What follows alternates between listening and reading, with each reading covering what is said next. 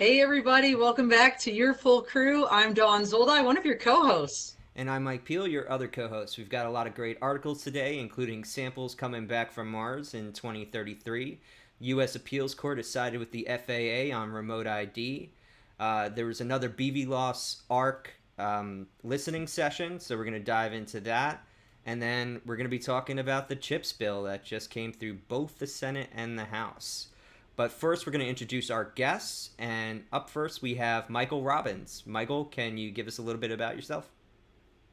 Sure, thanks, Mike. Michael Robbins, Executive Vice President of Government and Public Affairs for the Association for Uncrewed Vehicle Systems International, AUVSI. I've been with AUVSI for just over 2 years in a full-time capacity. Before that, I was doing some consulting work for AUVSI, leading the Blue Ribbon Task Force on UAS mitigation at airports, the counter UAS focus. I was doing that through the firm I co-founded, Intrepid LLC. Before co-founding Intrepid with Liam Oak, Lee and I were at the Airline Pilots Association, where he was the president and I was the managing director of government and public affairs there. And before that, I spent 10 years on Capitol Hill. I was chief of staff to the late John Dingell from Michigan on the U.S. House of Representatives, also reservist in the United States Navy. Happy to be here and look forward to digging into to the conversation today. Thanks. Well, thank you. And we also have another illustrious guest, Chad Sweet. So, Chad, can you tell us a little bit about yourself? Absolutely. Thank you, Mike, Don, for having us.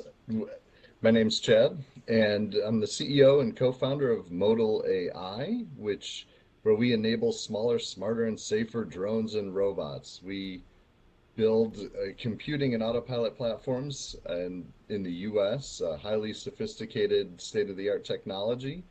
We spun out of Qualcomm in 2018, so we're about a little over 4 years old now. And prior to Modal AI, I was at Qualcomm for 20 years, where the last 5 or 6 years I led drone and robot R&D. And prior to that, computer vision and wireless. Everybody at Qualcomm works on wireless at some point. So, uh, yep, happy to be here and excited to talk about the latest in UAS news here.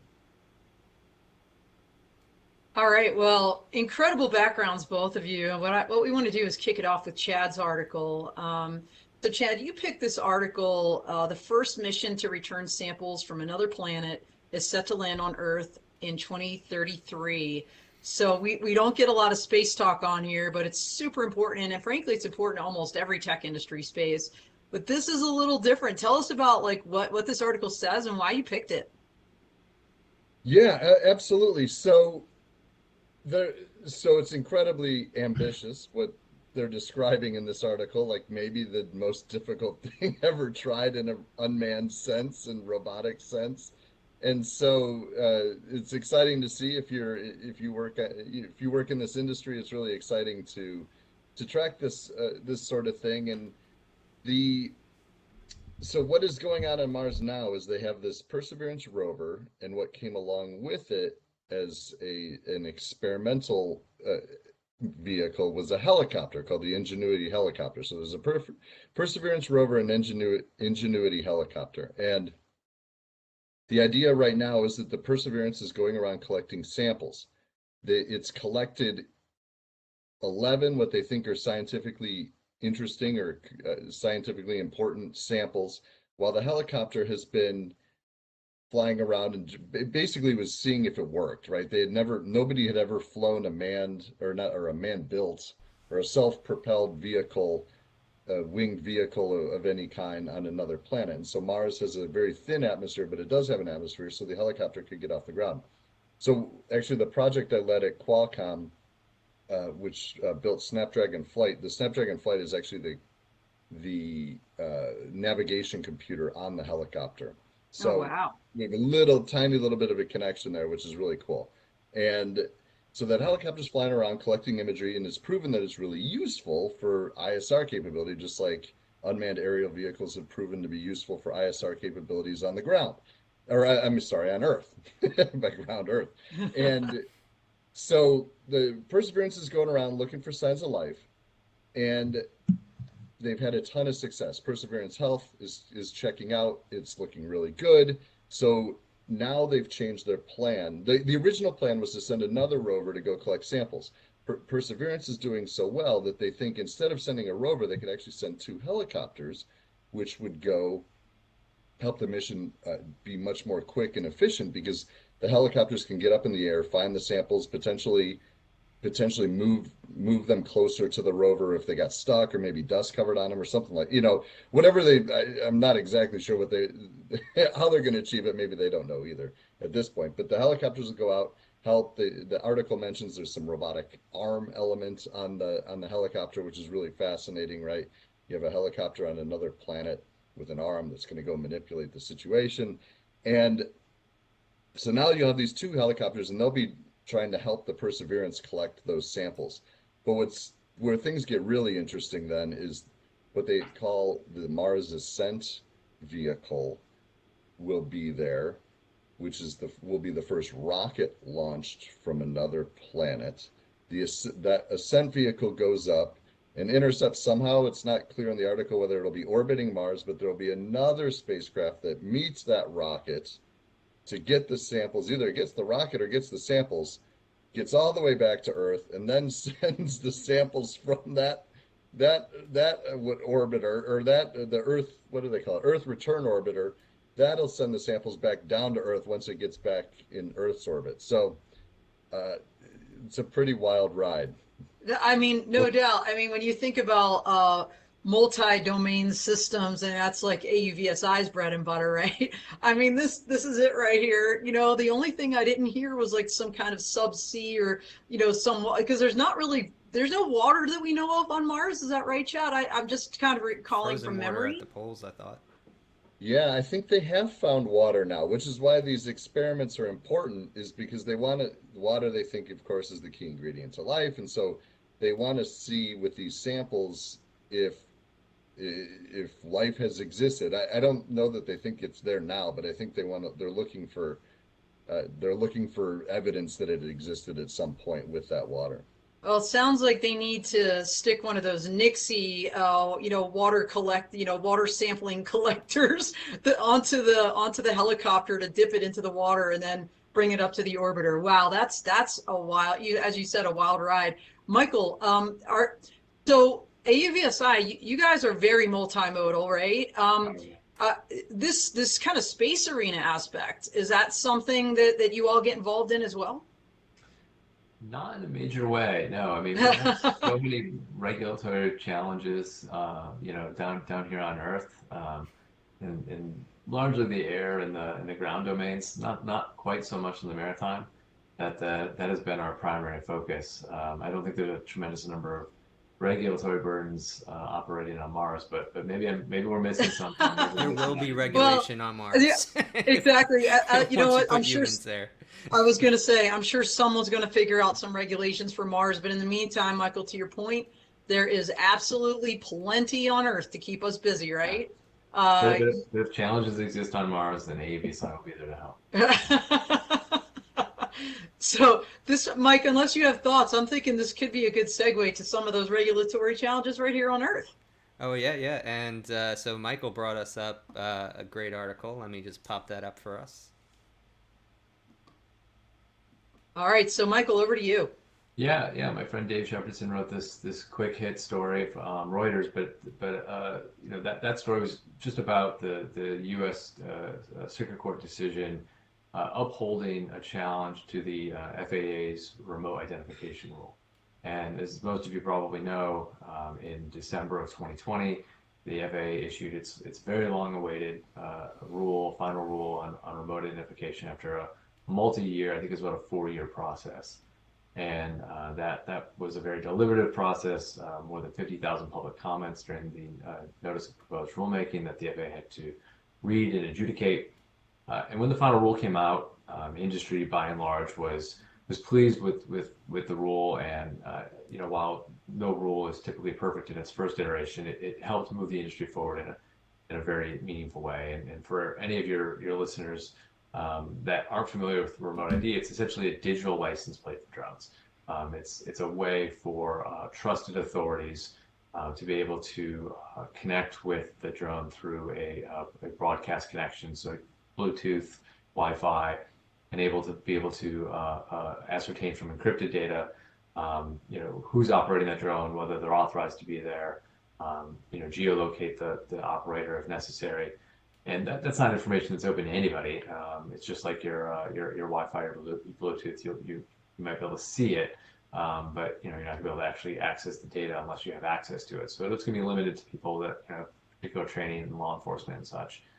And it's really an important safety and security rule to allow for the commercialization and operation of drones, in a way that allows industry to scale. I think later we're going to talk a little about beyond visual line of sight operations. This rule was necessary for that rulemaking to be commenced. This rule also was tied directly to the rulemaking for Part 107 operations over people on at night. That rule actually had been completed back in, I think, like maybe 2016, 2017, and the FAA was, from a technical perspective, ready to release that rule. And some security agencies stepped in and said, whoa, we're not going to be comfortable with drones operating over people in particular if we can't identify, who's operating that drone and whether that's supposed to be there. So that rule got put on hold while the remote ID rule got stood up. And again, that took about a 4-year process. And then unfortunately, there's a legal challenge, as there often is, to virtually any action the government takes. And a group by the name of Race Day Quads, which is really drone hobbyists, people that are not doing it for operating drones commercially, put out like a Kickstarter campaign or something to raise money to challenge the rule. They actually raised a significant sum of money and were able to hire a fairly reputable law firm, and they put together a challenge that made its way through the system. And AUVSI wrote an amicus brief in support of the FAA and their position that they have the authority to not only regulate the airspace, but specifically to issue this remote ID rule. And ultimately, in a 3-0 opinion, the circuit court agreed with us and made it clear that this is well within the scope of the FAA's jurisdiction and authority, as well as the overall regulation of the airspace is sort of the sole authority of the FAA. So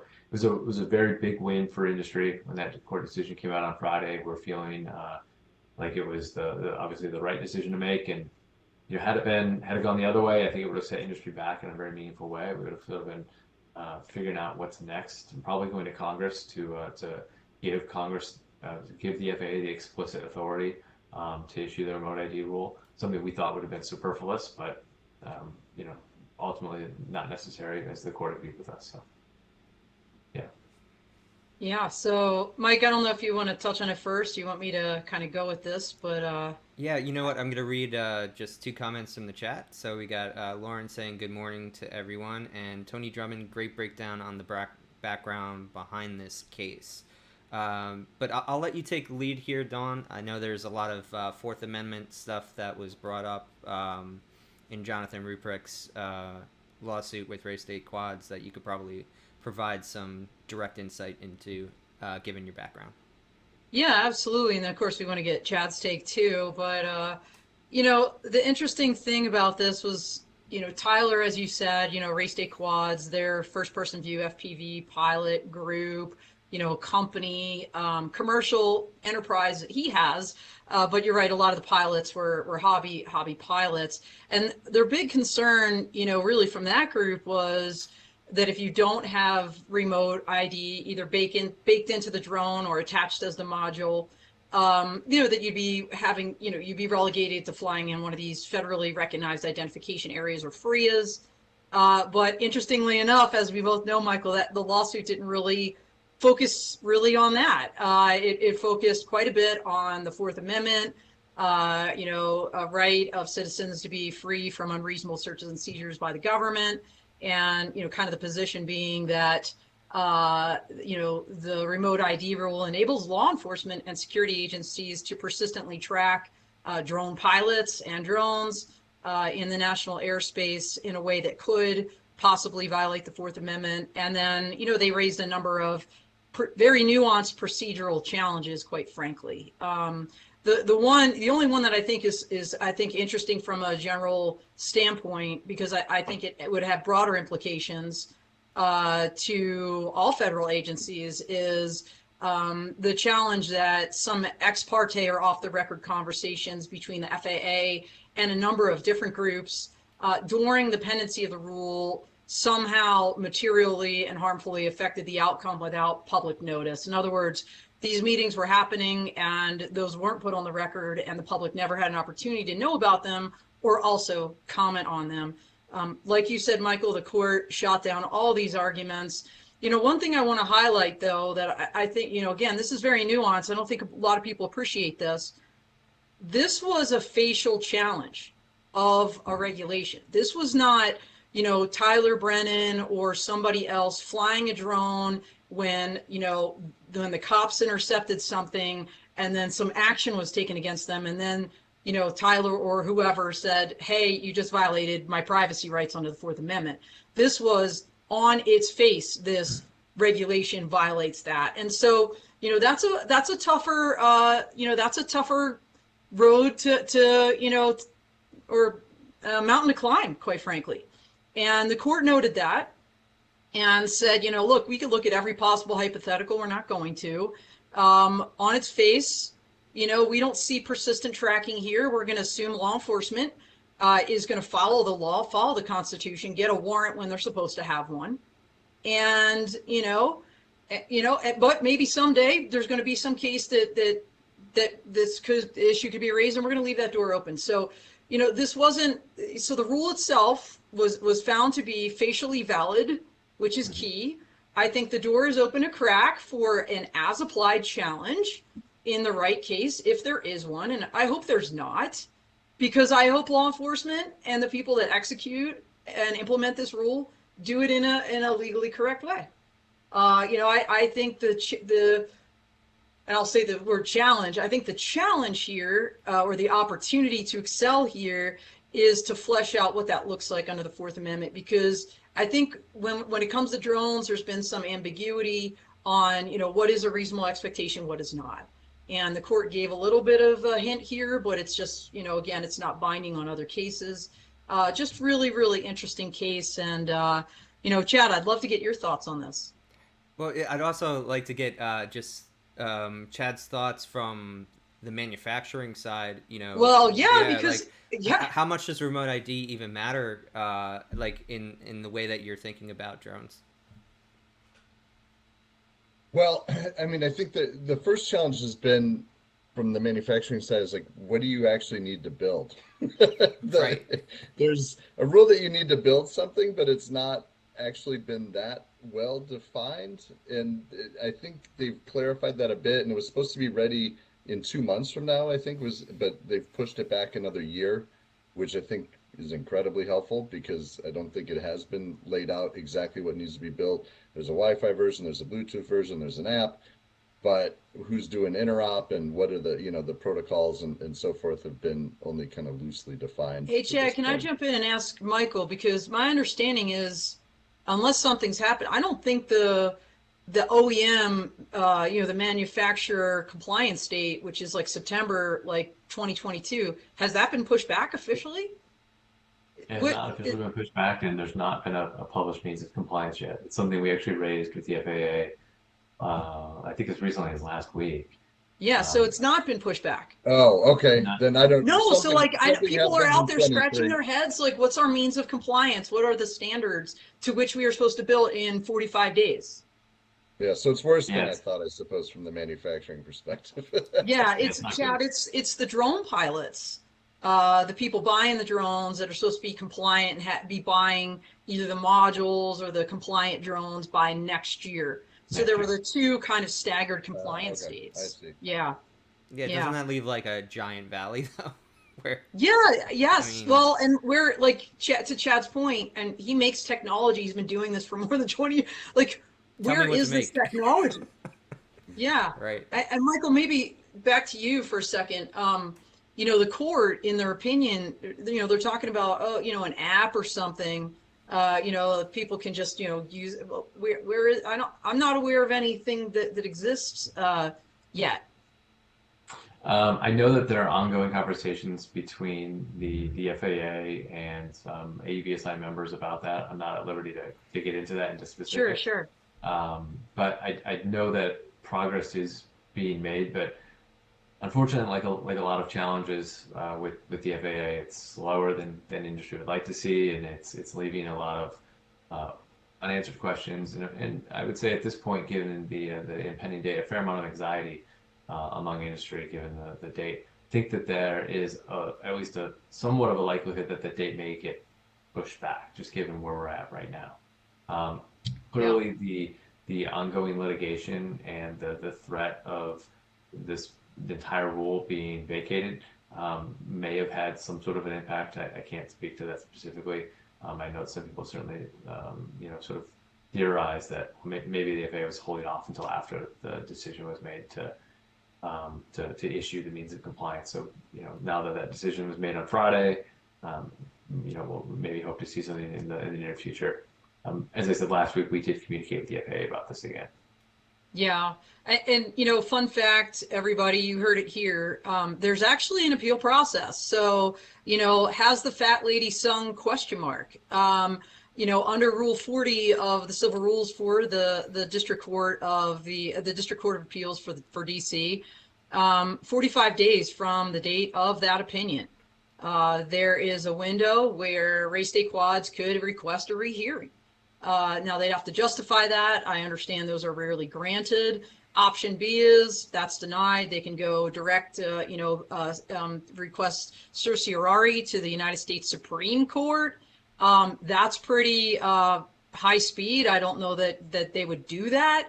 But my point is, like, the uncertainty exists and it continues on a regulatory level in a way, and certainly from a standard standpoint, and then, from the technology side, like all of it. So, Mike, what do you got? I think we're almost at our halfway point or maybe a little past, and I'd love to hear about our sponsors. Yeah. So we'd like to thank our sponsors as always. We have ISR Ideas, the Drone Code Foundation, Vodix, and Dragonfly. Yes.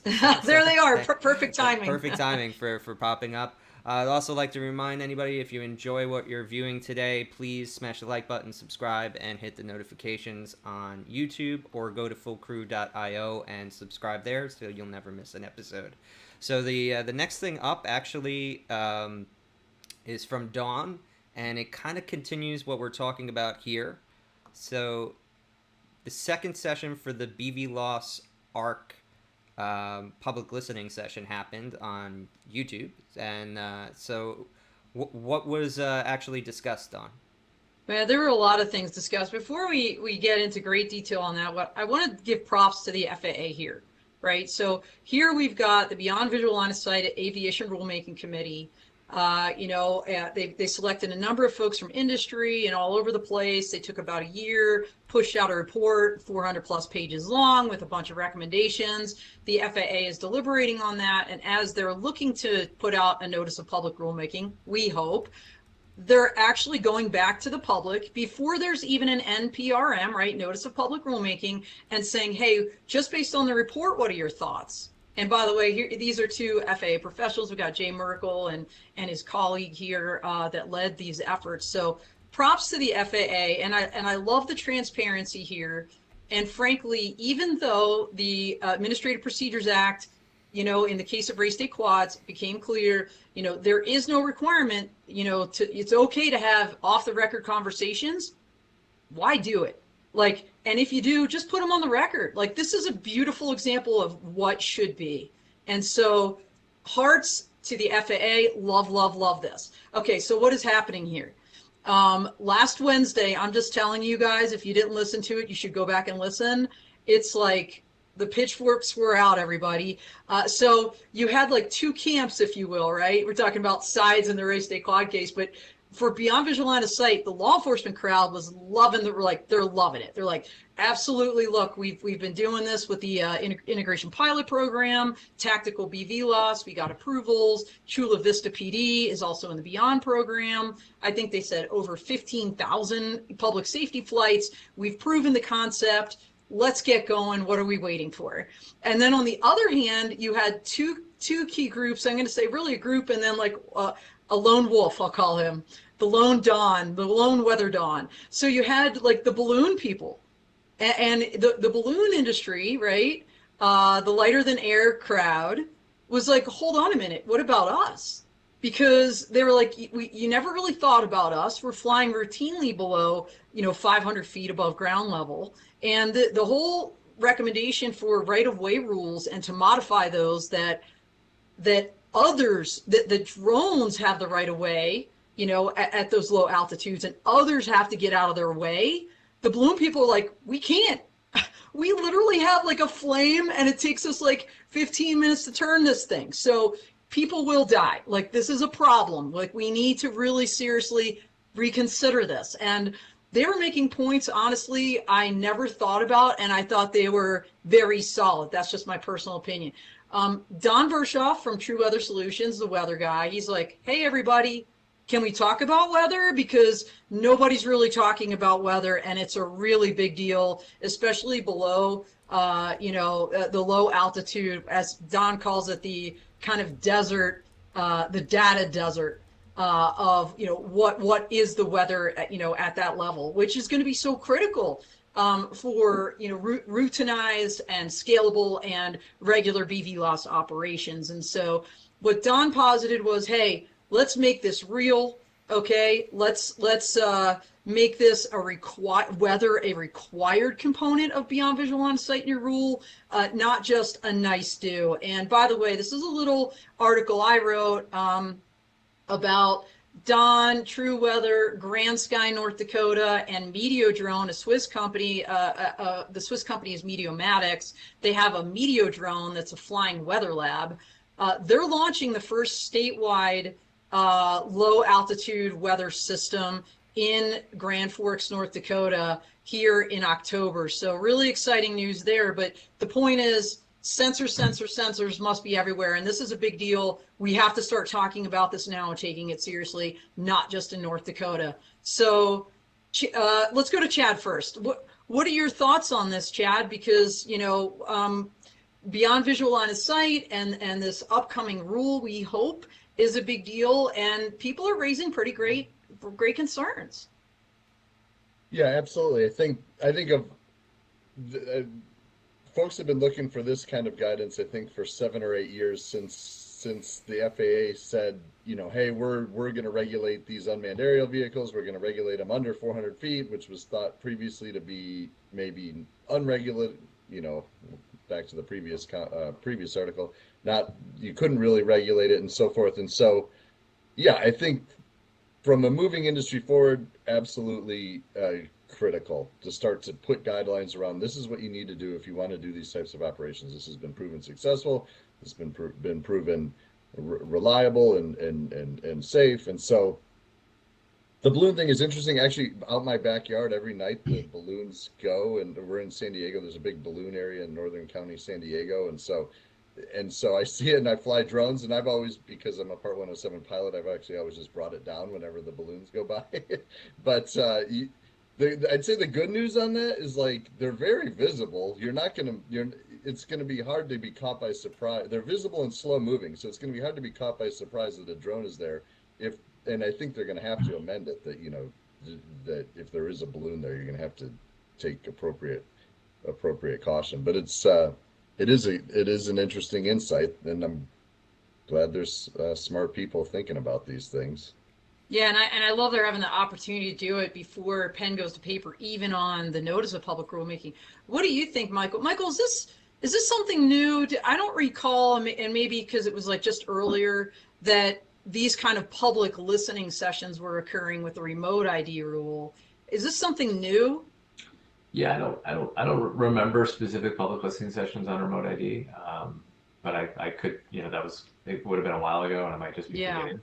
I think with the advancements in technology and sort of comfort with doing remote meetings. The FAA has learned a lot, during COVID. We co-hosted with the FAA or hosted on their behalf multiple FAA drone symposiums during COVID to sort of give the public an opportunity to engage with the FAA. So they've gotten real good in this virtual setting, and I think they've learned a lot about how to receive impact from the public. So I agree with you. Two thumbs up to the FAA for starting the process early and receiving some of this feedback and trying to get ahead of some of the challenges and issues that are being risen.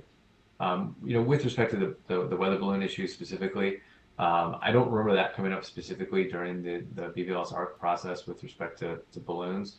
I do think that, like with everything else in the airspace, there are, there's a strong argument to be made that anything operating in the NAS should be squawking. Whether that's a general aviation airplane or somebody doing it for like a hot air balloon, adding the ability to communicate with others in the airspace only enhances safety. So, obviously there's going to be probably resistance from that community, because that is an additional investment, but ultimately it's an investment in safety. And, the reality is the drone technology is here. The airspace is only going to continue to get more complicated going forward. And the more users of the airspace that are actively identifying their location and putting that out there for all airspace users makes sense. With respect to sort of mandating or sort of baking in sort of weather requirements into the beyond visual line of sight rule, I think what you mentioned that is happening, and I think we'll talk more about it specifically maybe later. North Dakota is a good example of sort of industry figuring it out. Government doesn't have to regulate everything. Setting sort of top level performance standards and then letting industry find a way to get to those standards has worked time and time again. And sort of baking in sort of more prescriptive requirements probably doesn't make sense, particularly at this early stage in the process. This rule is clearly going to be an iterative process. I don't think we're going to see like a final baked, beyond visual line of sight rule, and that's the end of the conversation. It's going to be maybe a series of rules related to beyond visual line of sight that the FAA rolls out over time. Those rules are likely to be modified as technology evolves. I think what the work that Don's doing with TrueWeather out in North Dakota is awesome, and I think from that, kind of like with the what we've learned from the IPP and the Beyond program, we can take lessons learned and then build. Whether that's through industry work directly or through regulation. I think it's probably it doesn't make sense at this time to try and bake something into regulation that then ultimately constrains industry in a way that maybe doesn't make a lot of sense. Yeah, I hear what you're saying, Michael. I think what Don is really saying is just like, hey, at least give a shout out to weather. Like, you're right, there needs to be standards. I don't think he's saying it has to be X number of degrees to fly, like that level of prescription. He's just saying like, y'all should be talking about like it should actually be somewhere in the rule, and there should be standards to point to, which right now there really, really are not. Mike, what are your thoughts? I'm curious to at what point, because Michael was saying that this would be an iterative process. At what point do we have a stable enough understanding of what's capable that we're in a delivery drone situation, right? Where you see what Drone Up, Volatus, Amazon, etc., when are they actually able to scale operations safely and actually being, within the legal restraints of what the FAA is putting forward? Sure. Yeah, I'm not able to put a timeline on it. I don't think anybody is. I think a lot of that is going to be dependent upon the operational data that's received and how that is fed back into the agency, and they're able to synthesize that and sort of review the success of the sort of early pilot programs that are taking place. As you mentioned, a number of companies, Wing, Zipline, Drone Up, Amazon, they've all got sort of small scale projects going that they will be able to build upon over time. And certainly, geography, weather, type of operation, scale of the operation, weight, all of those are factors that are variable among their various drone delivery sites. So I think that there's a lot that can be learned from these early sort of small scale projects that will be built upon. And right now, those operations, operating with visual observers or within visual line of sight, but the data that is acquired from that will help enable more complex operations over time. Yeah, thank you for not making a projection and providing extra insight. Because a bad projection would be worse, right? Chad, I want to throw it over to you a little bit because one of the things I always hear from technologists is we could solve these problems, over time. And Michael kind of alluded to that the technology would probably advance over time. So, what are some core technologies that are out there that would basically that are on the horizon or currently available that are going to make BVLOS a reality in the next 2 to 3 years? You just made a projection, Mike. You just violated your own rule, my friend. No, But anyway, back to chat. I'm asking him to talk about which technologies are available to make this possible. Yeah, so maybe a little bit biased coming from a long time at Qualcomm, but cellular connectivity is very reliable, more reliable than just about any other data link out there, and becoming fairly abundantly available in the space, and really helps keep that C2 link strong for BVLOS operation. We usually, often with many radios, once you're beyond your visual line of sight, you're also beyond your radio line of sight or beyond your radio range of capability. And so cellular, we have found, when we were at Qualcomm, we did this study with where we flew hundreds of flights and mapped the cellular coverage at various altitudes. It was quite frankly, it was more reliable than on the ground, and cellular networks have become very reliable on the ground as well. So that would be the one that I think really stands out as needing to be embraced in a different way. And I know it was part of remote ID for a while, or well, the network-based portion, the network-based facet of remote ID was a part of the rulemaking for a while, but then they took it out because I think, kind of in the vein of the race day quads thing is like, don't make us put a cellular modem on our hobby drones, which I totally get.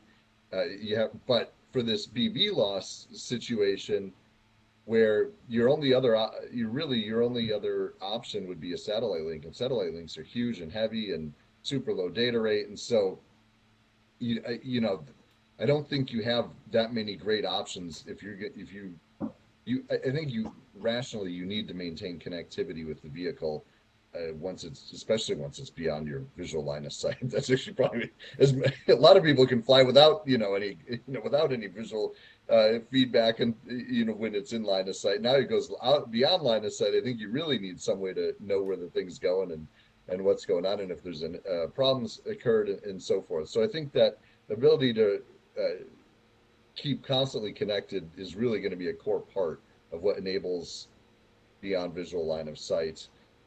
As a part, in terms of robustness, I would say the industry as a whole has learned an incredible amount over the last 7 or 8 years in terms of how to build a higher quality aircraft.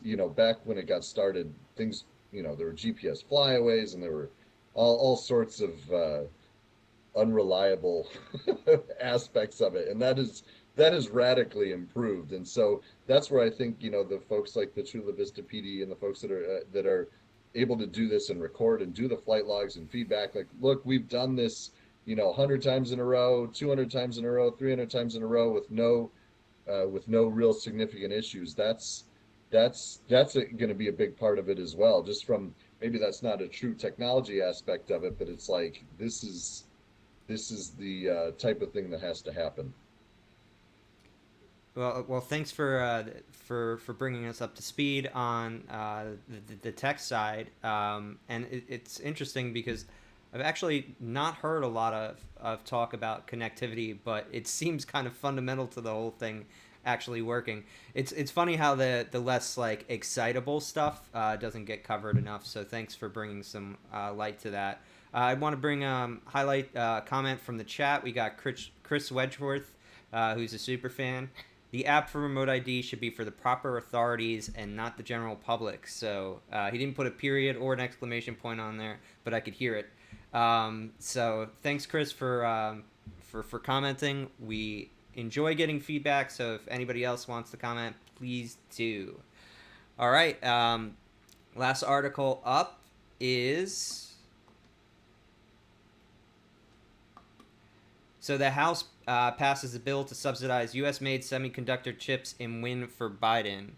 So want to give a shout out to Lauren from ModalAI because she actually updated me that this passed the House. So this came through really quick, and it's a really interesting bill because it's framed in almost a defense language, right? So the idea is this is a $52.7 billion bill, and it's for national defense.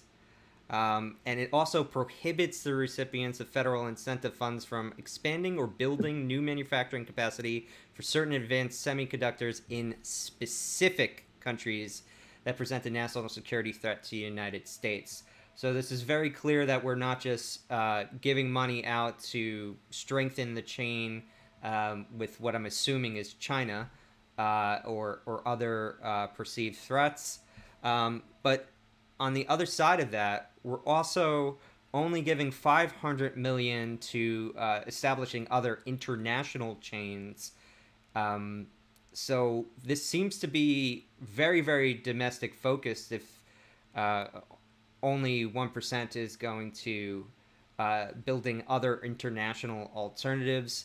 This also comes off the heels, and I don't have the article because I just saw it this morning, but Intel had a terrible quarter, losing a lot of money, some bad investments, closing down programs, specifically the Optane memory chips, which kind of went the way of their Itanium processors. Very similar story. And I think one of the questions, if people are against this bill, they might be saying, why are we subsidizing an industry in the United States that's actually underperforming, specifically with the actor Intel being at the top of their list of bad actors? My personal feelings is I think that this is good for the drone industry. It's good for a lot of other U.S. industries because having a near monopoly on the chip pipeline overseas, we need to establish some backstop, some redundancy, especially post-pandemic after we saw what happened. I mean, PlayStation 5s are still overpriced. So I want to throw this over to Chad because he's got some history with Qualcomm. He understands what it takes to make a chip. And what are your thoughts on the bill? I think we have to get very, very serious, and it's probably more than quickly about bringing this technology back to the United States. It was not that long ago that Intel was the leader, and TSMC and Samsung were playing catch up, and there was a good competition, between those three, and Global Foundries and some others are AMD, and TSMC has just run away with it, and Samsung stayed right in there. But it is, I mean, obviously there's real concerns with Taiwan, and so for the supply chain to be at that high of risk, Nancy Pelosi can't even go to Taiwan now without, whatever causing a huge problem or whatever the 1,000 YouTube videos it spawns, right? Yeah. So if we can't even go there, like, how are we gonna? How is our entire economy gonna rely on a single, on a single company in a single country? We have to diversify really, really, really, really quickly. And it's, whether you believe in these, government subsidies to help make that happen, it's proven to work everywhere else. That's what's going on in China and the other country. Where China subsidizes their chip companies. And so if we're going to be competitive, we've got to make this stuff happen. And in the U.S., we subsidize all sorts of things. And so why not? This is probably the most critical thing to our economy that could be possibly going on. we've got to. It's important. I'm glad it's moving forward, but I believe it's critical, and it's not going to be next year that we're caught up. It's going to take some real time too. This is tough stuff. There's only one company in the world that makes these, machines, this, ASML, and you, there's, it's going to be a tough go. I don't think this is just the beginning of us trying to get caught back up. It's going to have to be a 10-year effort to make sure that we're there, and we're there, and then in an economic and efficient manner that, of course, is self-sustaining and ideally helps the country grow significantly. Yeah, I mean the majority of the funds are going to be deployed in the first year, so that's a good point, Chad, that I didn't think about. That there might be some, you know, reflection on this year after year, and money stacked on top of it. That this is really kind of just the beginning of many bills of this type, because we are behind, and I mean, some people are projecting it would take us 10 years to catch up. Well, we'll see. 10 years is a pretty long projection, right? So, just real quick before we move over to Michael, what are your thoughts about establishing alternative pipelines with different regions of the world? Because there was only 500 million put to that, which I thought was a low number, and I think the expectation to be able to build in the United States, that might actually put us behind if we're trying to rapidly build this up for defense purposes, because it takes longer and more money to build here in the United States than it would, say, in South America or Africa or even elsewhere in Europe. Yeah, that part I'm not as familiar with. I would assume, I guess I would have assumed it was more of a South Korea thing with Samsung. Mm. That would maybe you know, they're not in as, or well, I guess they have their, South Korea always has a little bit of a problem with North Korea, but no place Just I a guess is little. perfectly Tiny. safe. Tiny bit. But there's I would have, that's my assumption, is where that would end up going, is trying to help move some of this stuff over to Samsung as well. But I that part is not as clear to me. Awesome. And also on that front, we've made a recent, I think, agreement with Japan, who's also going to be funding some research on this side, and they're investing in an allyship on this front, much like we actually had prior to 1999. So, Michael, this is clearly written from a defense angle. AUVSI has great insight into defense contractors, manufacturers. What's the rumblings from your side of the fence?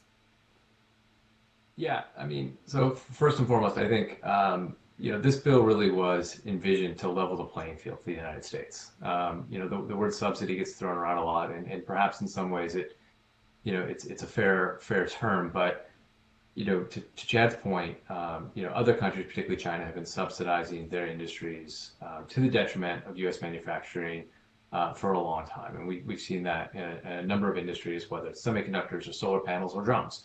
And increasingly, U.S. competitiveness and U.S. manufacturing and U.S. workers have been on the losing end of those Chinese subsidies. So what Congress worked on with the Chips and Science Act was a full package. You mentioned 52 billion in dollars to domestic manufacturing, but it's actually a $280 billion bill, and more than $100 billion is going to research and development, largely through the National Science Foundation, that'll be spread out over the next decade to enhance U.S. competitiveness, enhance U.S. R&D, and enhance U.S. manufacturing. So it's actually a significantly larger investment in the United States.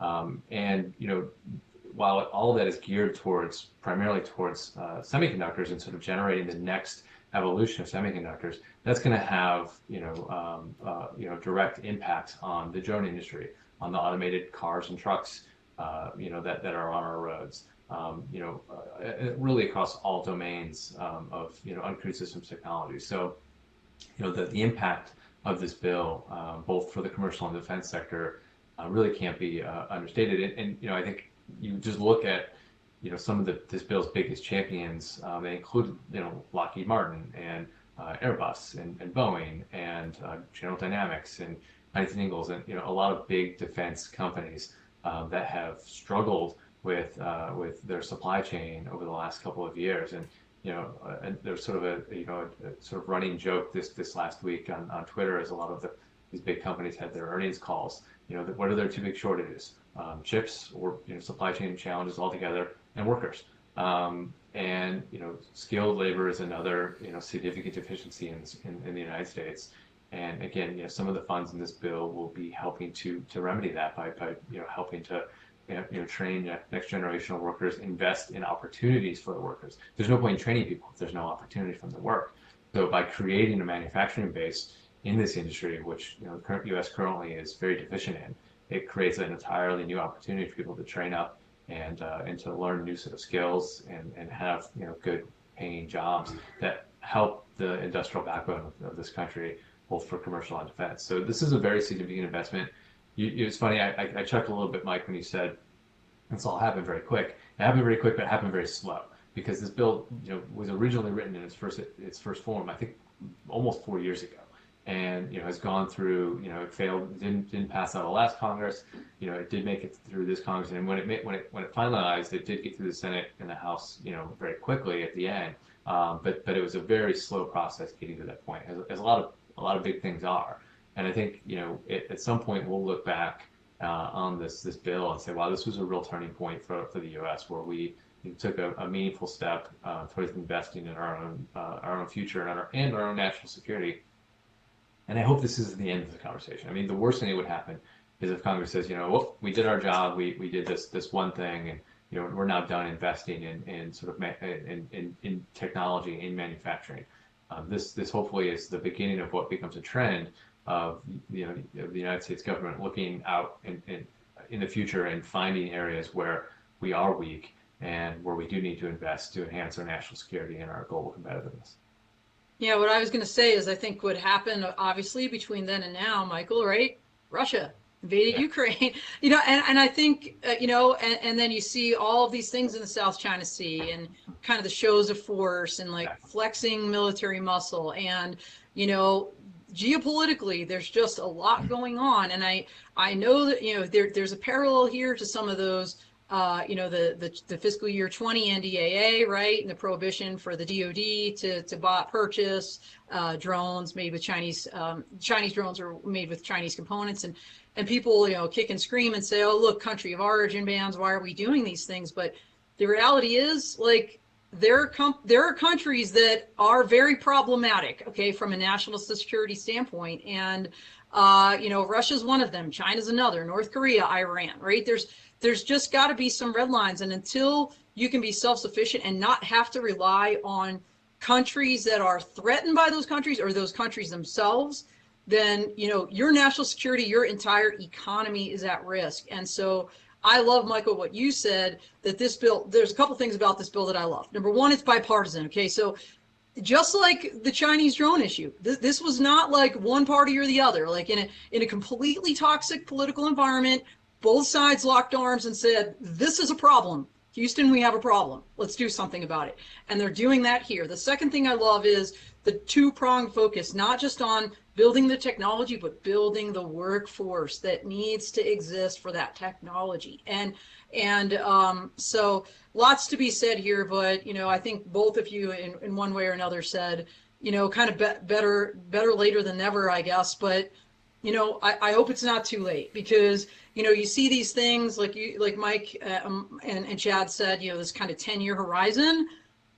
Holy shnikes, what could happen in 10 years? I mean, just look at the last 4, right? So I feel like there needs to be a greater sense of urgency here, and R&D and all that. That's just wonderful. But like, let's just move out. Like, we know a company is making these things. We know the requirements for these things. We've got really smart, innovative people. Like, let's just make that happen. Well, the biggest issue on timeline is actually the fab production, right, Chad? That's a huge kind of, it's years to produce a single fab. Am I correct there?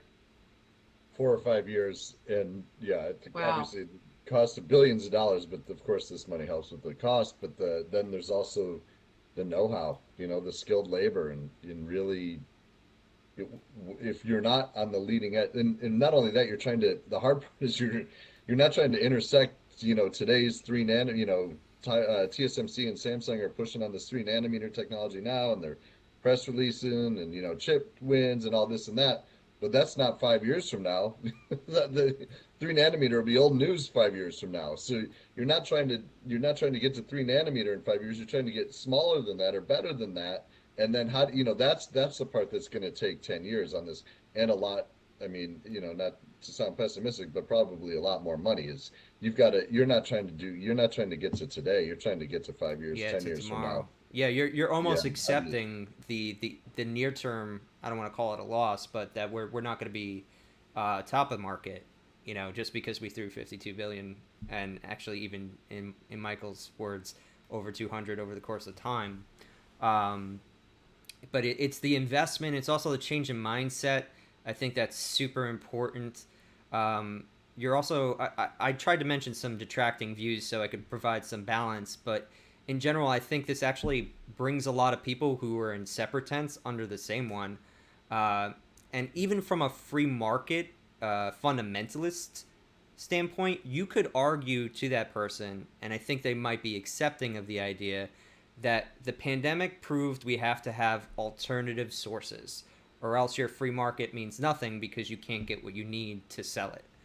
And I think that, along with what's going on in terms of the geopolitical situation, has brought everybody under the same reality of, like, this is just important. Whatever reason you think it's important, it is important. So we're going to put money behind it, and it got the rubber stamp finally fast because of that. So any final comments, because we're coming up on the hour. So Chad, what would you like to leave people with? I think maybe another way to say what you're just saying, Mike, is there's reasons to do things other than just lowest cost. Amen. I like that. I'm gonna have to cut a clip for that one. Yeah, for there the you YouTube go. channel. Michael, any parting words you'd like to leave the audience with? Just thank you to you, Mike, and to Don for having me. It was a lot of fun, and I look forward to joining you again at some point in the future. Awesome. All right. Thank you very much. We've got a lot coming up this week, so I'm going to throw it to Dawn so she could talk about everything that's on the palette. Actually, hold on. I got a comment from Jonathan Songer that I want to read out. Regarding the earlier discussion on data links, there's an excellent NASA paper titled Advancing Standards for Unmanned Air Systems Communication, Navigation, and Surveillance. So everybody should check that out, because it seems like it's a deep dive into what we were talking about before. And what were you going to say, Dawn, before I cut you off? No, I was just going to say thanks to Jonathan for posting that. That's awesome. Thank you so much. Lots going on. I'm hopping on a jet plane, actually commercial plane, in a couple hours here, heading to San Francisco for the Future of Aviation conference, co-sponsored by UC Berkeley, out there at the San Francisco International Airport.